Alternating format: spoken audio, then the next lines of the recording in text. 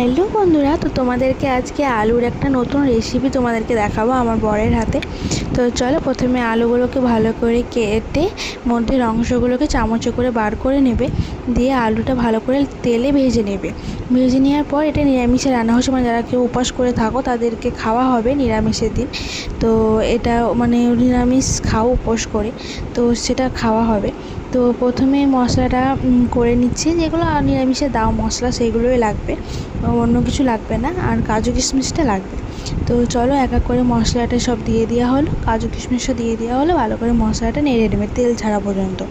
তো তেল ছাড়া পর্যন্ত নেড়ে নেওয়ার পর তোমার আলুতে পুরটা ভরবে, যে ফাঁকা অংশটা আলুটা ছিল সেটাতে পুরটা ভরবে, এক এক করে সব আলুর মধ্যে ভরে নেবে।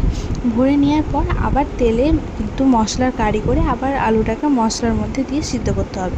তো চলো তোমাদেরকে এক এক করে পজগুলো সব দেখায়। আর মানে কমেন্টে করো, খেয়ে এইটা রেসিপিটা বানিয়ে বাড়িতে কমেন্ট করো আমাকে যে কীরকম হয়েছে। তো চলো, এই দেখো তেল দিয়ে দেওয়ার পর আবার যেই মশলা তোমরা করেছিলে ওরকমভাবেই এই মশলাটা আবারও করতে হবে।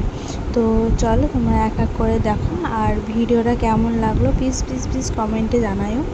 আর তোমরা একবার ট্রাই করো কিন্তু বাড়িতে অবশ্যই।